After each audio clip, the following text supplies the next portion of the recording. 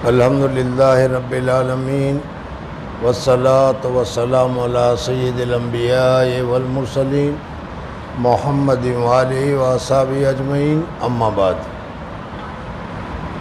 گزشتہ کل جو بات رکی تھی وہیں سے آج شروع کرتے ہیں کہ حضرت حاجی امداد اللہ مہاجر مکی رحمۃ اللہ تعالیٰ علیہ کو خواب میں حضور اقدس صلی اللہ علیہ وسلم نے ان کا ہاتھ کسی کے ہاتھ میں پکڑوا دیا۔ اب وہ کون ہے، کہاں کے ہے، کیا ہے، وہ کچھ معلوم نہیں تھا۔ بہت پریشان تھے، بہت تلاش کر رہے تھے کہ ایسی کون سی شخصیت ہے کہ حضور اقدس صلی اللہ علیہ وسلم نے میرا ہاتھ ان کے ہاتھ میں دے دیا۔ پوری جگہ پر جہاں جہاں ان کو معلوم ہوا کہ فلانی جگہ کوئی بزرگ ہے، وہ وہاں گئے، لیکن جو خواب میں تصویر دیکھی تھی، خواب میں جو شکل دیکھی تھی، وہ ملتی نہیں تھی۔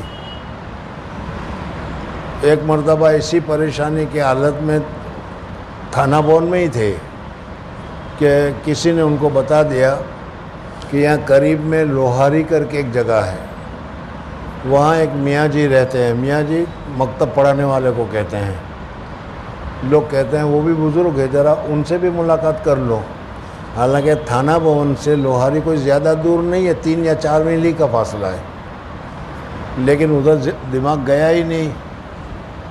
پھر حضرت حاجی امداد اللہ مہاجر مکی رحمۃ اللہ تعالیٰ نے سوچا کہ بھائی سب جگہ تلاش کیا ہے تو یہاں پر بھی دیکھ لیں، تو وہ لوہاری گئے۔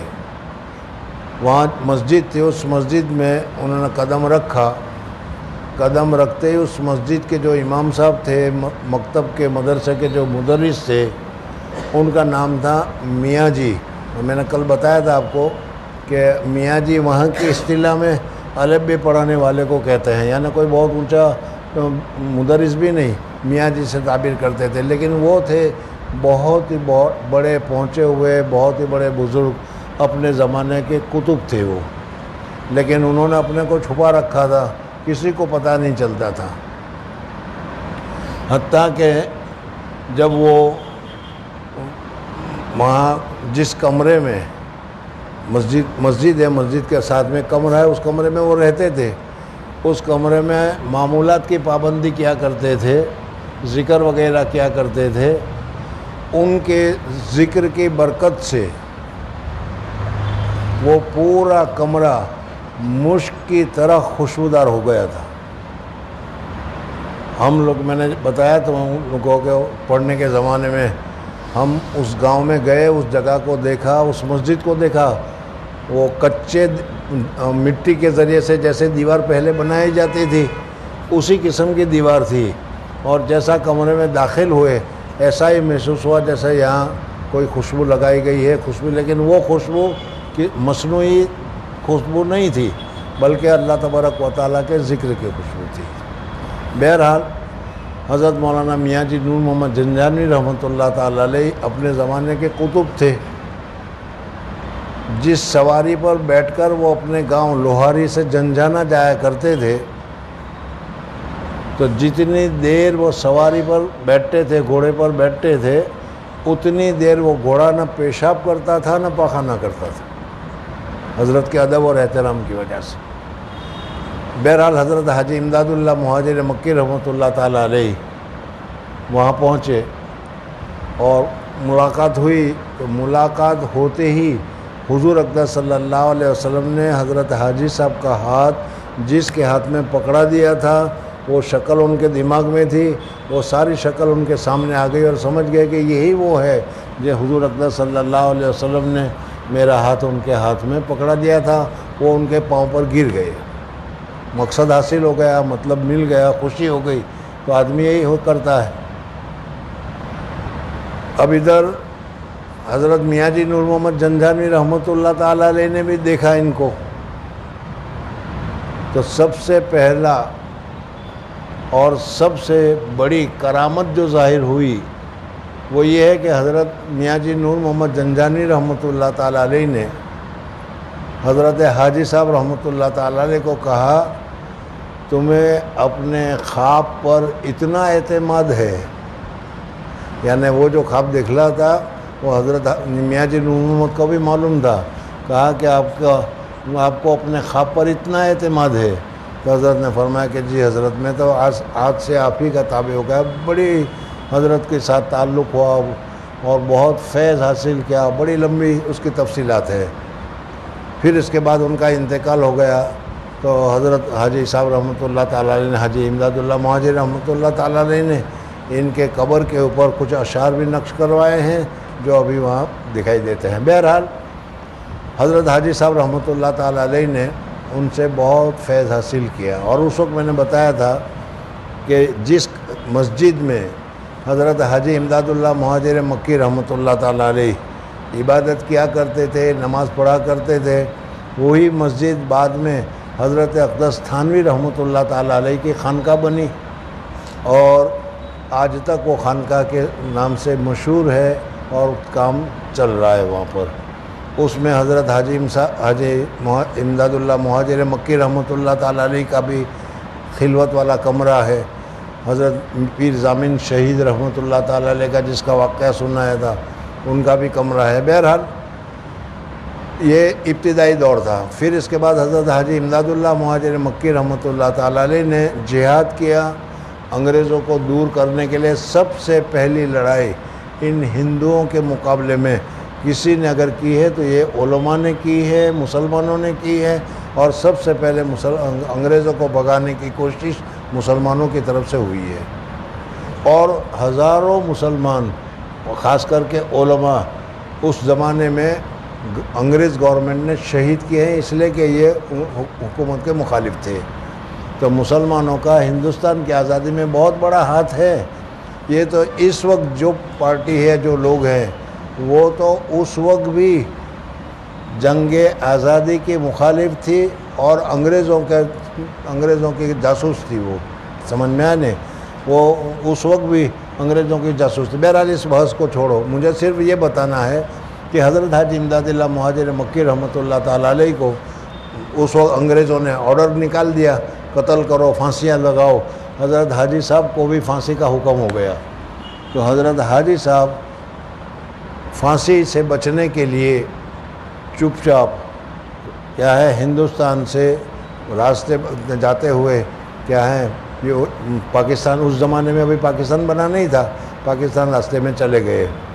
ایک جگہ پر گئے جہاں حضرت حاجی صاحب رحمۃ اللہ تعالیٰ علیہ کا، حضرت حاجی صاحب کی بہت ساری کرامات ہیں. ایک بتا دوں، حضرت حاجی صاحب رحمۃ اللہ تعالیٰ علیہ چھپ کے جا رہے ہیں. یہاں سے مکہ مکرمہ ہجرت کرنے کا ارادہ ہے، وہ چل پڑے ہیں. ایک جگہ پر ان کا ایک کوئی مرید تھا جو بڑا آدمی تھا، ان کے گھر رات کو قیام ہے. کسی نے جاسوسی کر دی گورنمنٹ کو، انگریز گورنمنٹ کو، کہ حضرت حاجی صاحب جس کو پکڑنے کے لیے وارنٹ چھوٹا ہوا ہے وہ آج فلانی جگہ پر فلانے آدمی کے گھر میں وہ ٹھہرا ہوا ہے. جاسوس پہنچ گئے فوراً.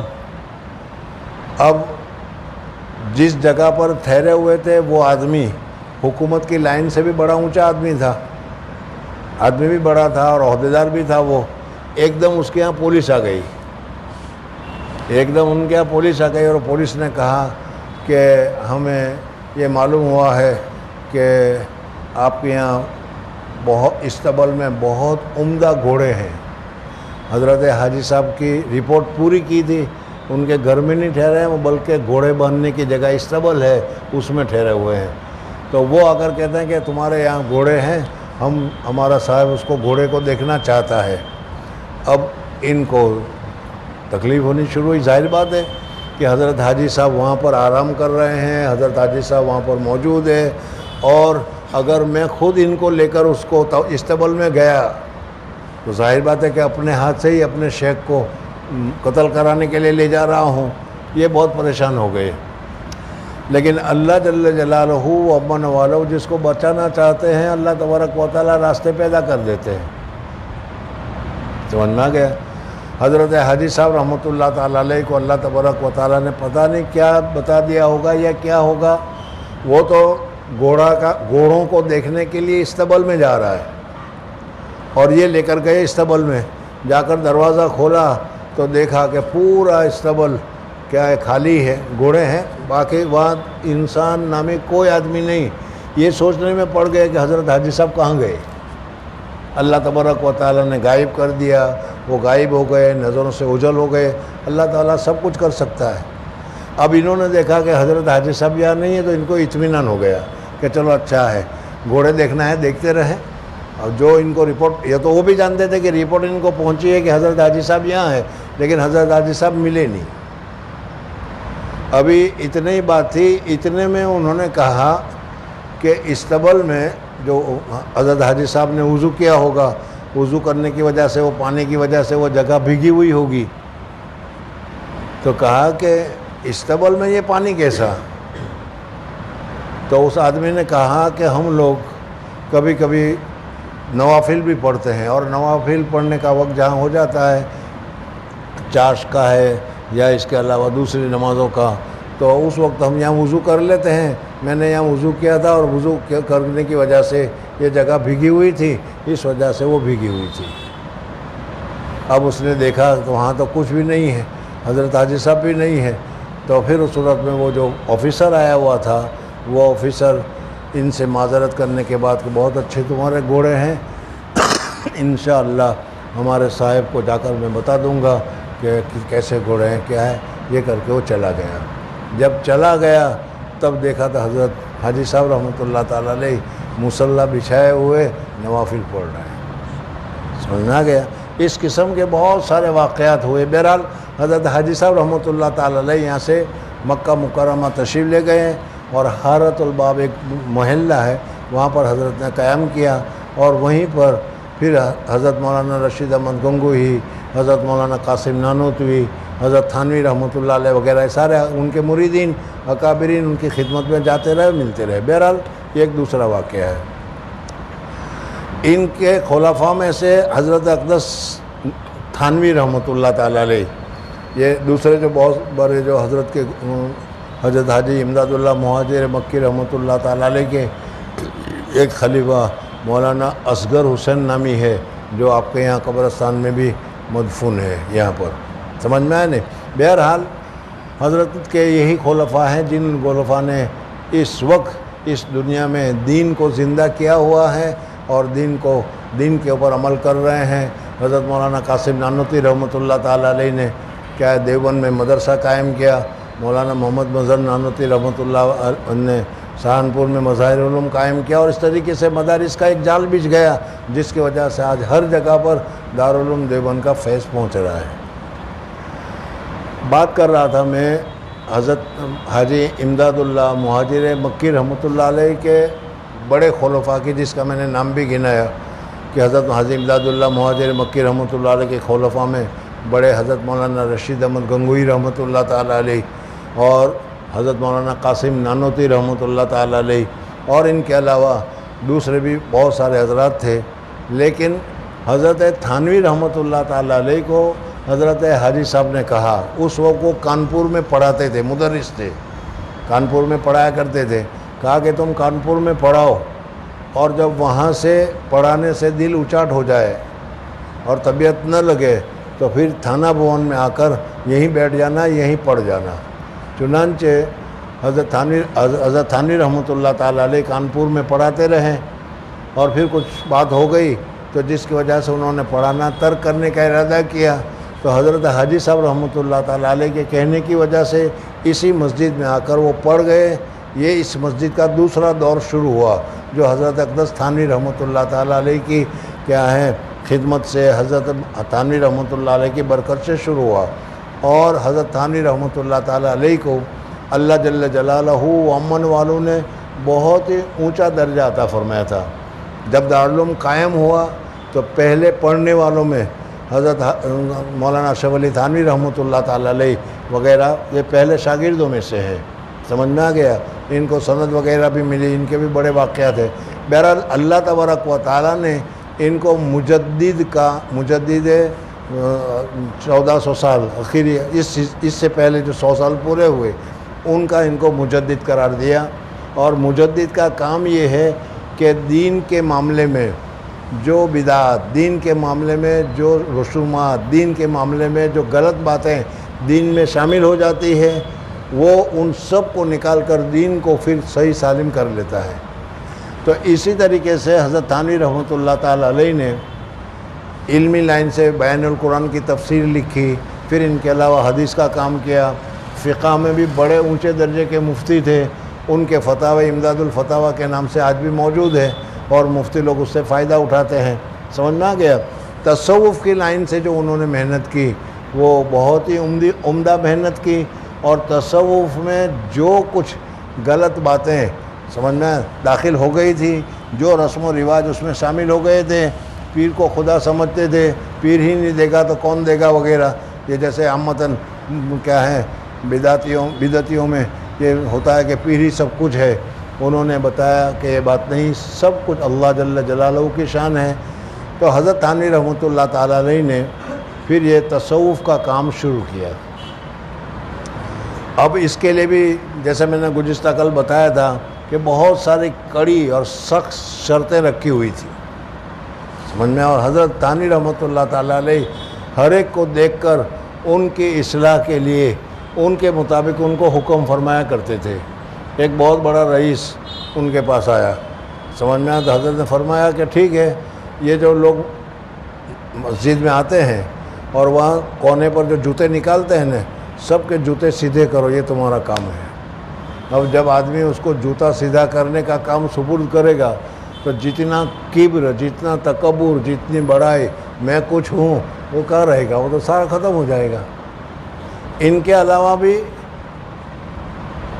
اگر آپ لوگوں کو کوئی اشعار سے ہے تو مجذوب نامی ان کے شاگرد کلیکٹر تھے، پڑھے عالم نہیں تھے، کلیکٹر تھے، لیکن انہوں نے کیا حضرت تھانوی کی خدمت میں رہ کر خلافت بھی حاصل کی، اور پورے تصوف کے مضامین کے جو اشعار ہیں وہ اشعار انہوں نے اس میں ذکر کیے۔ ان میں ایک شعر یہ لکھا، ہر تمنا دل سے رخصت ہو گئی، اب تو آجا اب تو خلوت ہو گئی۔ یہ شعر انہوں نے لکھا تھا، حضرت تھانوی رحمۃ اللہ علیہ نے اس شعر کو سن کر کہا کہ تم نے اتنا عمدہ شعر لکھا کہ مجھے تم کو 1,00,000 روپے دینے کی کیا ہے دل میں خواہش پیدا ہو گئی کہ 1,00,000 روپے جو ہوتے تو میں تم کو اس شعر پر دے دیتا۔ کشکول مجذوب نامی کتاب میں بہت سارے دوسرے اشعار وغیرہ بھی ہیں۔ آپ لوگوں نے جگر مراد آبادی کا نام سنا ہوگا، بہت مشہور آدمی، اور اس زمانے کے مشاعروں کی جان جگر مراد آبادی، سمجھ میں آیا نہیں؟ لیکن اعلیٰ درجے کا شرابی، جیسے شاعر ہوا کرتے ہیں، اور جب وہ مشاعرے میں آتے تھے تو اتنا شراب پی کر آتے تھے کہ چلنے کی طاقت نہیں ہوتی، 2 آدمی پکڑ کر ان کو مشاعرے میں لا کر بٹھا دیتے تھے، اور جب مشاعرے میں بیٹھ گئے اور پھر جو انہوں نے اشعار پڑھنا شروع کیا تو سارے لوگ ان کے اشعار پر قربان ہو جایا کرتے تھے۔ نام سنا ہوگا جگر مراد آبادی، سمجھ میں آ گیا؟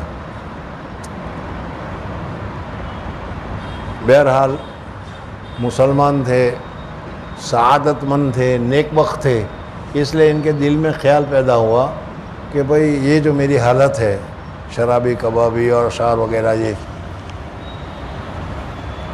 اس کے لیے مجھے کسی بزرگ کے پاس جانا ہے۔ اور ان کے دل میں خیال آیا حضرت اقدس تھانوی رحمۃ اللہ تعالیٰ علیہ کا، اور حضرت اقدس تھانوی کو لکھ دیا ان کے عادت کے مطابق۔ ان کے کہ حضرت تھانوی کے پاس بیعت ہونے کے لیے کوئی جا کر فوراً بیعت نہیں ہو سکتا تھا، وہاں تو بہت ساری شروعات تھی۔ خط لکھا کہ میں آنا چاہتا ہوں لیکن میرے اندر ایک عیب ہے، وہ نہیں لکھا۔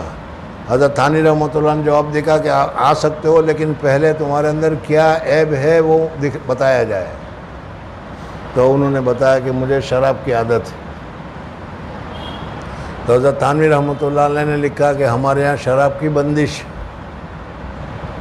سمجھ میں آیا، اور وہ خوب شرابی اعلیٰ درجے کے، لیکن وہ تھانہ بون پہنچے اور جگر کے پکے تھے، اللہ تبارک و تعالیٰ نے ان کو قبول کر لیا تھا، سمجھ میں آ گئے نہیں؟ تھانہ بون پہنچے تو حضرت تھانوی سے کہتے ہیں کہ میں تھانہ بون آ گیا ہوں۔ تو حضرت نے فرمایا کہ میرے یہاں شراب پینے کی پابندی ہے، سمجھ میں آئے نہیں؟ انہوں نے کہا ٹھیک ہے، میں نہیں پیوں گا، لیکن ایسے آدمی کو جیسے ہمارے جو چائے کے عادی ہوں اس کو چائے پینے کے لیے منع کر دو تو وہ کہیں سے بھی تلاش کر کے پی لیتے ہیں۔ ان کے پاس پورا بوتل بھی ساتھ میں موجود تھی، لیکن حضرت کے یہاں آ گئے تھے، حضرت کے یہاں منع ہے، دل پر جبر کر کے وہ بیٹھ گئے اور ایک قطرہ نہیں پیا۔ بس وہ ایک قطرہ نہ پینا تھا کہ اللہ تبارک و تعالیٰ نے ان کو شراب کی عادت سے نکال دیا، اور وہ کیا ہے حضرت تھانوی رحمۃ اللہ علیہ کے بہت چہیتے شاگرد بن گئے، اور اللہ تبارک و تعالیٰ نے بہت کچھ دیا۔ یہ تھے حضرت تھانوی رحمۃ اللہ تعالیٰ علیہ۔ میں نے بتایا کہ مجدد تھے۔ حضرت تھانوی رحمۃ اللہ تعالیٰ علیہ کو اللہ تبارک و تعالیٰ نے مریدین بھی ایسے ہی دیے تھے، سمجھ میں۔ حضرت مولانا مفتی شفیع صاحب رحمۃ اللہ تعالیٰ علیہ ان کے مریدین میں، اور ان کے علاوہ قاری محمد طیب صاحب ان کے مریدین میں، حضرت مولانا مسیح اللہ خان ان کے مریدین میں، حضرت مولانا وسیع اللہ الہ آبادی یہ ان کے مریدین میں، اور ان لوگوں نے حضرت تھانوی رحمۃ اللہ علیہ کے بعد جو حضرت تھانوی کا کام تھا وہ اپنے طریقے پر اپنے لوگوں میں انہوں نے چلایا، اور حضرت تھانوی جو کام بتا کر گئے تھے دین کی خدمت کا، لوگوں کی اصلاح کا، انہوں نے وہ کام اچھی طریقے سے کیا۔ انہی میں سے ایک آدمی تھے جن کا نام تھا مولانا ڈاکٹر عبدالحی عارفی۔ یہ پڑھے مولوی نہیں ہے، حافظ نہیں ہے، قاری نہیں ہے، سمجھ میں نا، ڈاکٹر ہے، اور وہ ڈاکٹر بھی ہومیوپیتھک ہے، لیکن اصل جو تھے وہ انگلش کے پڑھے لکھے تھے، اور انگلش پڑھنے کے ساتھ انہوں نے B L L L B کیا تھا، بارسٹر تھے، وکیل تھے، لیکن وہ اس دھندے کو پسند نہیں کرتے تھے، اس لیے کہ اس میں جھوٹ بولنا اور کوئی جھوٹے کیس لڑنا وغیرہ ہوتا ہے، اس وجہ سے انہوں نے اس کو چھوڑ دیا، اور چھوڑنے کے بعد پھر ہومیوپیتھک کا کچھ کورس وغیرہ کر کے ہومیوپیتھک کے وہ ڈاکٹر بن گئے، اور اس ڈاکٹر کے ذریعے سے جیسے حکیم اپنا کام چلاتا ہے اس طریقے سے وہ کرتے رہے، لیکن حضرت اقدس تھانوی رحمۃ اللہ تعالیٰ علیہ کے ساتھ جڑے رہے، اور حضرت اقدس تھانوی رحمۃ اللہ تعالیٰ علیہ نے ان کو خلافت سے نوازا۔ 1947 یعنی 1947 میں جب ہندوستان پاکستان دو حصے ہو گئے تو اس وقت یہ پاکستان چلے گئے، اور پاکستان ہی کو انہوں نے اپنا وطن بنا لیا۔ حضرت عارفی رحمۃ اللہ تعالیٰ علیہ، ڈاکٹر عبدالرحیم عارفی رحمۃ اللہ تعالیٰ علیہ حضرت تھانوی رحمۃ اللہ علیہ کے مزاج سے، حضرت تھانوی رحمۃ اللہ علیہ کے طریقے سے، حضرت تھانوی رحمۃ اللہ علیہ کی تعلیم سے اتنے متاثر تھے کہ گویا کہ ڈپلیکیٹ حضرت تھانوی رحمۃ اللہ ہی سمجھ گئے۔ جب پاکستان رہے اور پاکستان میں انہوں نے کام شروع کیا تو حضرت مولانا مفتی شفیع صاحب رحمۃ اللہ علیہ حضرت تھانوی کے خلیفہ ہیں، اور مفتی اعظم ہیں، دیوبند کے بھی مفتی ہیں، مفتی اعظم پاکستان ہے، سب کچھ ہے، لیکن ان کے دو بیٹے حضرت مولانا مفتی تقی عثمانی صاحب اور مفتی رفیع عثمانی صاحب رحمۃ اللہ علیہ، جن کا ابھی انتقال ہوا ہے، سمجھنا ہے، یہ دونوں حضرت عارفی رحمۃ اللہ تعالیٰ علیہ سے بیعت تھے اور ان کے خلیفہ ہیں۔ باپ تو ہے ہی، لیکن یہ حضرت اس سے اندازہ لگاؤ کہ ڈاکٹر عارفی کا درجہ کیا ہوگا اور کتنے اونچے درجے کے وہ شیخ ہوں گے۔ خیر، ان کی ایک کتاب تو میں نے اس سے پہلے بھی آپ لوگوں کے سامنے معارف سنائی تھی، اور بہت سارے مضمون تصوف کے آسان لفظوں میں سمجھا دینے کا اللہ تعالیٰ نے ان کو ملکہ دیا تھا۔ اس وقت آپ حضرات کے لیے جو کتاب شروع کی گئی تھی جس کے متعلق کل بتایا گیا آپ کو، تو یہ مولانا عارفی ان کا تخلص ہے، یہ ڈاکٹر عبداللہ عارفی کون تھے، کیا تھے، سمجھ میں یہ جاننے کے لیے میں نے تمہارے سامنے ذکر کیا۔ وہ جب اپنی مجلس میں بیٹھتے تھے اور لوگوں کی اصلاح کرتے تھے، لوگوں کو بات بتاتے تھے، لوگوں کو طریقے بتاتے تھے، ان طریقے کو ان کے شاگرد نے، جن کا نام محمد اسحاق تھا، انہوں نے ایک کتابی شکل میں لکھ لیا، اور پھر اس کے بعد جب کیا ہے کتاب ایک ہو گئی تو اس کتابی شکل میں کیا ہے چھپوا بھی دیا۔ بہت ہی برکتی، بہت ہی اچھے مضامین کی یہ کتاب ہے، بلکہ درمیان میں بتاؤں کہ حضرت اقدس تھانوی رحمۃ اللہ تعالی علیہ جب کہیں جایا کرتے تھے، تقریر کیا کرتے تھے، اس وقت یہ مائک وائک اور یہ مائکروفون وغیرہ کا زمانہ نہیں تھا، اسی وقت نکلا تھا وہ، سمجھ میں آیا نہیں؟ لیکن حضرت تھانوی رحمۃ اللہ تعالی علیہ کی مجلس تقریر کو لکھ لیا جاتا تھا، اور دعوت ابدیت کے نام سے وہ تقریر آج بھی چھپی ہوئی ملتی ہے، سمجھ میں؟ جو حضرت تھانوی نے اپنے زمانے میں تقریر کی تھی اردو میں، وہ تقریر دعوت ابدیت کے نام سے آج بھی ملتی ہے۔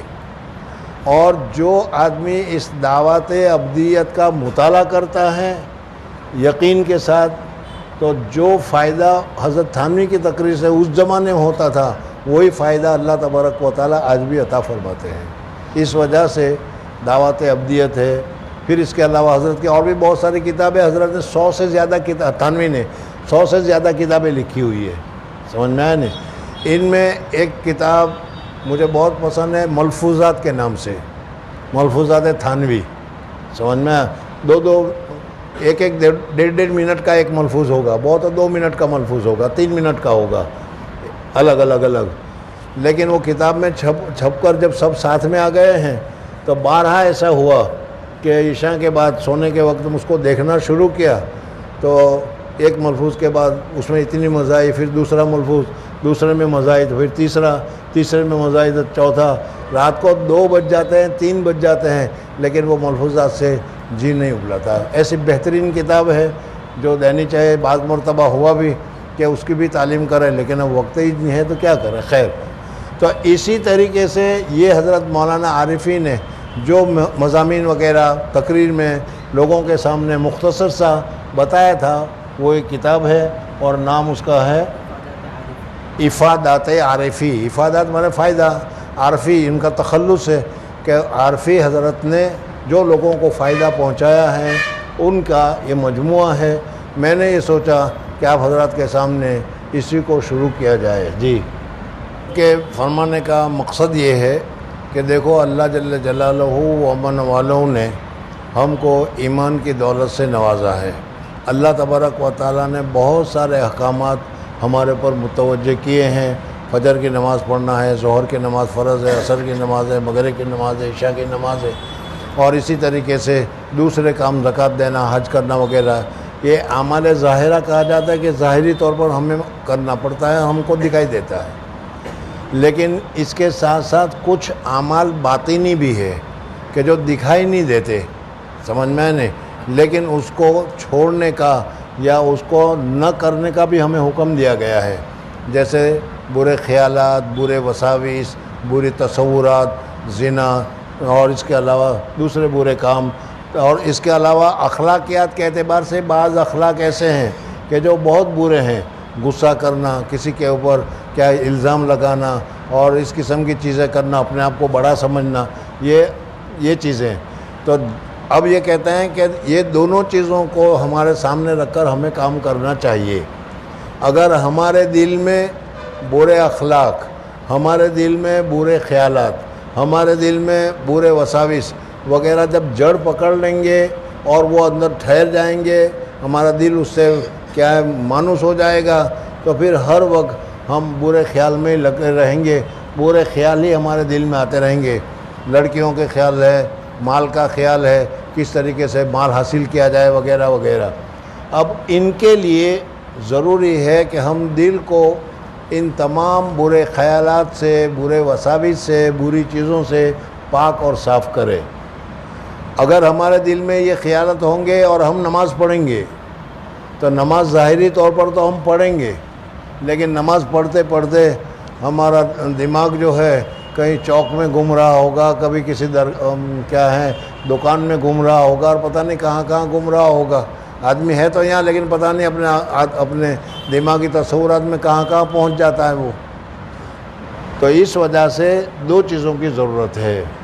اگر ہم نے اپنے دل کو پاک اور صاف کر لیا تو اس پاک اور صاف کرنے کی وجہ سے جو اعمال ظاہرہ ہیں، اللہ تبارک و تعالیٰ نے جو عبادت مقرر کی ہے، وہ ہم پوری پابندی کے ساتھ، پورے ذوق کے ساتھ، پورے اعتبار کے ساتھ، پورے تقاضے کے ساتھ ادا کر سکیں گے۔ یعنی ہم نماز پڑھیں گے تو پوری توجہ ہماری اللہ تبارک و تعالیٰ کے سامنے ہوگی۔ اس وقت ہم نماز پڑھتے ہیں، سمیع اللہ بھی ہو گیا، سبحان رب الاعلیٰ بھی ہو گیا، سبحان رب العظیم بھی ہو گیا، لیکن دل پر کوئی اثر نہیں پڑتا، اس لیے کہ دماغ تو پتہ نہیں کہاں کہاں گھوم رہا ہے۔ تو ایسی نماز اللہ تبارک و تعالیٰ کے یہاں کیا قدر رکھے گی، کیا بات کرے گی۔ اس کی جگہ پر اگر ہم ذرا دیر بھی اللہ کے سامنے ہے اور عبادت کریں اور اپنے دل میں اس قسم کے خیالات آتے ہیں اس کو نکالیں، تو یہ نکالنے کا طریقہ کیا تھا یا نکالنے کا طریقہ کیا ہے؟ گزشتہ کل میں نے بتایا تھا کہ صحابہ کرام رضوان اللہ تعالیٰ علیہ اجمعین کے زمانے میں تو حضور اقدس صلی اللہ علیہ وسلم کے ہاتھ کے اوپر انہوں نے ہاتھ رکھا، بیعت کی، بس بیعت کرتے ہی حضور اقدس صلی اللہ علیہ وسلم کی سینہ مبارک سے جو انوارات، جو برکات، جو چیزیں نکلتی تھی سامنے والے کے دل پر پہنچ جاتا تھا اور پورا دل بالکل صاف اور پورا دل بالکل درست ہو جاتا تھا۔ سمجھ میں آئے نہیں؟ اسی وجہ سے اللہ تبارک و تعالیٰ نے ان کو صحابیت کے درجے سے نوازا، اور ہمارا عقیدہ ہے کہ موجودہ زمانے میں بڑے سے بڑا قطب، بڑے سے بڑا غوث، سمجھ میں ادنا صحابی کے درجے تک نہیں پہنچ پاتا، اس لیے کہ انہوں نے اتنا۔ اور اسی حدیث میں حضور صلی اللہ علیہ وسلم نے فرمایا کہ جس صحابی نے ایک مٹھی گیہوں اللہ کے راستے میں دیا ہے، موجودہ زمانے میں سے ہم احد پہاڑ کے برابر بھی سونا اللہ کے راستے میں دے تو وہ ایک مٹھی کے برابر نہیں ہو سکتا، اس لیے کہ انہوں نے جو کام کیا وہ خالص اللہ کو راضی کرنے کے لیے کیا، نفس کا اس میں کوئی حصہ نہیں۔ اللہ تبارک و تعالیٰ نے نفس کو ہمارا دشمن بتایا ہے اور کہا، اللہ تبارک و تعالیٰ نے ہمیں ایک نفس دیا ہے۔ ہمارے دو دشمن اللہ تبارک و تعالیٰ نے ہمیں بتایا، ایک تو ہے شیطان، انہ لکم عدو مبین، وہ تمہارا کھلا ہوا دشمن ہے شیطان، اور دوسرا نفس ہے، نفس بھی ہمارا دشمن ہے۔ لیکن نفس کسے کہتے ہیں؟ مارو جیو، مارو دھیان، مارو دل، سمجھ میں جو الفاظ استعمال کر لو وہ سب نفس کے لیے ہے۔ نفس اللہ تبارک و تعالیٰ نے ہمیں دیا ہے، وہ نفس اتنا سست ہے، نفس اتنا خبیث ہے کہ ہر وقت اپنی سہولت کی، اپنی کیا ہے راحت کی وہ سوچتا ہے، اور ذرا سی تکلیف پہنچے وہ برداشت نہیں کرتا۔ رات کو سونے کے لیے صبح کو اٹھاتا ہے کوئی تو تم کہتا جا دن 5 منٹ ذرا سو لینے دے، سمجھ میں آئے نہیں؟ وہ اٹھنا نہیں چاہتا۔ لیکن اللہ تبارک و تعالیٰ نے ہمیں یہ طاقت دی ہے کہ اگر ہم نفس کی اصلاح کرنا چاہیں، نفس کو اپنے کنٹرول میں کرنا چاہیں تو اس کی اصلاح ہو سکتی ہے اور وہ کنٹرول میں آ سکتا ہے۔ جیسے مثلا موجودہ زمانے میں تم دیکھتے ہو گھوڑا ہے یا بیل ہے، اس کو پہلے جوت کر اس کو رگڑنا پڑتا ہے، اور رگڑنے کے بعد پھر تم اس کے اوپر بیٹھو تو جتنی دیر کی سواری ہو فٹافٹ ہو جاتی ہے۔ تو اسی طریقے سے نفس کو ذرا رگڑنا پڑے گا، نفس کی اصلاح کرنی پڑے گی، اور نفس کی اصلاح کے بعد پھر جو کیا ہے دل پاک صاف ہو جائے گا، پھر جو نماز پڑھو گے، جو دعا کرو گے، جو قرآن پاک کی تلاوت کرو گے، جو تسبیحات پڑھو گے، ہر ایک کا درجہ کیا اتنا اونچا ہو جائے گا کہ آدمی بہت ہی اونچی چیز پر پہنچ جائے گا۔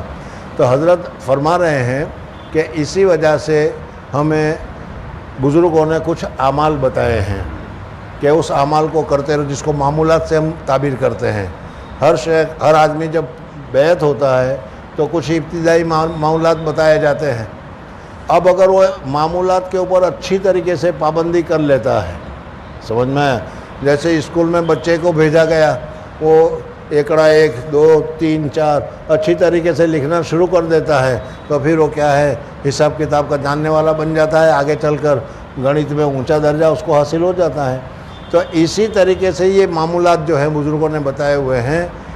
حضرت شیخ نور اللہ مرکزہ وہ فرمایا کرتے تھے کہ معمولات ترقی کا زینہ ہے، یعنی اونچے چڑھنا ہو تمہیں تو سیڑھیوں پر چڑھنا پڑے گا، تو روحانی ترقی تمہیں اگر حاصل کرنی ہے تو اس معمولات کی پابندی کرو۔ معمولات کی پابندی کرو گے تو پھر اس صورت میں تمہیں اونچے درجات حاصل ہوں گے، لیکن اگر معمولات ہی کی پابندی نہیں کی تو پھر معاملہ مشکل ہے۔ تو اس میں حضرت فرماتے ہیں کہ کچھ ابتدائی معمولات ہیں، وہ تو ہر ایک آدمی جانتا ہے۔ پھر اس کے علاوہ اس کے اوپر عمل پیرا ہو جاتا ہے تو نفس میں کنٹرول آ جاتا ہے، اخلاق سدھرنے شروع ہو جاتے ہیں، اللہ کی محبت پیدا ہونی شروع ہو جاتی ہے۔ اور جب ایک مرتبہ اللہ تبارک و تعالیٰ کی محبت پیدا ہونی شروع ہو گئی اور اللہ تبارک و تعالیٰ کی محبت دل میں داخل ہو گئی تو پھر آدمی اسی نورانیت کے ذریعے سے آگے ترقی کرتا ہوا چلا جاتا ہے۔ تو حضرت فرماتے ہیں کہ ہم لوگوں نے اپنے آپ کو اصلاح کرنے کے لیے، دیکھو بری عادت دنیا میں بھی ہے، بری عادت کو اپنانے کے لیے کوئی محنت کرنی نہیں پڑتی، وہ تو خود بخود آ جاتی ہے، سمجھ میں آئے نہیں۔ مکان کو توڑنے کے لیے کوئی محنت نہیں کرنی پڑتی، اس میں ذرا سا بھی کچھ لگا دو تو تھوڑی دیر میں وہ پوری عمارت ڈھم سے نیچے آ جائے گی۔ لیکن اگر اسی عمارت کو بنانا ہے تو 2 سال 3 سال محنت کرنی پڑے گی، تب جا کر وہ عمارت بنے گی۔ تو اسی طریقے سے حضرت فرماتے ہیں کہ ہمیں اپنی دل کی زندگی، دل کی بلڈنگ یا دل ہمارا اس دنیا میں آ کر خراب ہو گیا ہے۔ اخلاق رذیلہ، حسد، بغض، کینہ، کپٹ، رذالت، لالچ اور کیا ہے خواہشات اور جتنی بری چیزیں ہیں وہ ساری ہمارے دل میں موجود ہیں، اور دل اس میں مزہ لے رہا ہے۔ اور جیسا کہ میں نے کل بتایا تھا کہ اللہ تبارک و تعالیٰ کی محبت جہاں اس قسم کے امراض ہو آتی نہیں۔ جیسے کوئی بڑا مہمان ہو، اس مہمان کو اگر کسی جگہ پر تم لیٹاؤ تو جہاں سانپ ہو، بچھو ہو، مکھے ہو، کھٹمل ہو، تو وہاں پر تو وہ بزرگ کو کیسے بٹھائیں گے، وہ تو نہیں ٹھہرے گا وہ۔ تو اسی طریقے سے جب دل میں یہ ساری چیزیں ہوگی تو پھر اللہ کی محبت جو چاہیے وہ نہیں ہوگی۔ ہاں ان چیزوں کو نکالو تو نکالنے کے بعد پھر اللہ تبارک و تعالیٰ کی محبت اس میں داخل ہوگی، اور جب ایک مرتبہ اللہ تبارک و تعالیٰ کی محبت داخل ہو گئی تو جتنی زیادہ محنت کرتے رہو گے اتنی زیادہ تم ترقی کرتے رہو گے، اور پھر اللہ تبارک و تعالیٰ کے محبوب، پھر اللہ تبارک و تعالیٰ کے اولیاء، پھر اللہ تبارک و تعالیٰ کے دوست، پھر اللہ تبارک و تعالیٰ کے ولی، اور پھر جتنے درجات ہیں، کوئی ترقی کے اعلیٰ درجے کا کوئی انتہا نہیں، جتنے چاہے ترقی کرتے چلے جاؤ، سمجھ میں اللہ تبارک و تعالیٰ کی طرف سے یہ ملے گا۔ لیکن اس میں کچھ مجاہدہ کرنا پڑتا ہے، کچھ محنت کرنی پڑتی ہے۔ مجاہدہ کے سلسلے میں ایک بات یاد آ گئی کہ ہمارے سلسلے میں شیخ عبدالحق رحمۃ اللہ تعالیٰ علیہ ہے، وہ اپنے زمانے کے اکبر کا زمانہ تھا، وہ اکبر کے زمانے میں وہ بہت بڑے شیخ تھے۔ عشاء کی نماز کے بعد وہ ذکر شروع کرتے تھے، سحری تک، صبح تک ذکر کرتے رہتے تھے۔ تو ان کی کثرت ذکر کی وجہ سے ان کی زبان پر ذکر جاری ہو گیا تھا، وہ ہر وقت اللہ اللہ اللہ اللہ اللہ اللہ اللہ اللہ کرتا رہتا تھا۔ پیشاب پاخانہ کرنے کے وقت ان کو منہ بند کرنا پڑتا تھا، ورنہ تو پیشاب پاخانہ کے وقت بھی اللہ اللہ ہو جائے۔ کتنے بڑے بزرگ ہو گئے وہ دیکھ لو، سمجھ میں آیا نہیں؟ اکبر کا دور تھا وہ، اور بھی بہت سارے قصے ہیں، لیکن مجھے صرف ایک بات یہاں پر بھی بتانی ہے، محنت کی اور مجاہدہ کی۔ پہلے زمانے میں لوگ بہت مجاہدہ کرواتے تھے، حضرت تھانوی رحمۃ اللہ علیہ کے زمانے میں بھی بہت مجاہدہ ہوتا تھا، لیکن چونکہ آج کل کا جو ہمارا دور آ گیا ہے، سمجھ میں آئے نہیں، بغیر مجاہدہ کے حاصل کرنے والا، اس وجہ سے ان کو اگر مجاہدہ کرواؤ تو پھر کوئی پڑھ کے بھی نہیں آئے بھی نہیں۔ اس وجہ سے ان حضرات نے آسان سا راستہ نکالا ہے کہ ایک طرف وہ کرتے بھی جائیں اور کیا ہے مجاہدہ بھی نہ کرنا پڑے، دماغ کو اور دل کو اس میں زیادہ نہ ہو اور کچھ نہ کچھ حاصل ہو جائے۔ تو آج کل کا دور یہ چلتا ہے، سمجھے؟ اور اس کی مثال یہ بتاؤں کہ دیکھو بارش کے، ابھی گرمی کا دن ہے، بارش کے جب دن آتے ہیں تو بارش کے دن سے پہلے کاشتکار کھیڑوت اپنی زمین کو اچھی طریقے سے کھیڑ کر صاف کر کے سارے اس میں جو پودے جراثیم جو اگے ہیں سب کو نکالتا ہے اور زمین کو بالکل نرم و نازک کرتا ہے، اور پھر اس میں پودا ڈال دیتا ہے، جہاں بارش ہوا کہ وہ پودا نکلا اور دھان تیار ہے کہ نہیں۔ تو اسی طریقے سے یہ حضرات مجاہدہ کرواتے تھے تاکہ مجاہدہ کرنے کے بعد ایک مرتبہ ذکر بتا دیا جائے اللہ اللہ، اور ایک مرتبہ اللہ کہے تو دل میں نور پیدا ہو جائے اور پھر آدمی کہاں سے کہاں پہنچ جائے، لیکن اس کے لیے محنت کرنے کی بہت ضرورت ہے. تو انہوں نے کہا کہ اگر ابھی اب محنت کرنے جائیں گے تو جو قصہ میں سنانا چاہ رہا تھا وہ ابو سعید رحمۃ اللہ تعالیٰ علیہ کا ہے، جو حضرت حقانی رحمۃ اللہ علیہ کے پوتے تھے. ان کو ایک دل میں خیال آیا کہ لوگ میرے دادا سے بہت فائدہ حاصل کر کے گئے اور ہم لوگوں نے تو کچھ کیا ہی نہیں، مجھے حاصل کرنا چاہیے. سمجھ میں؟ تو وہ گئے افغانستان کے علاقے میں.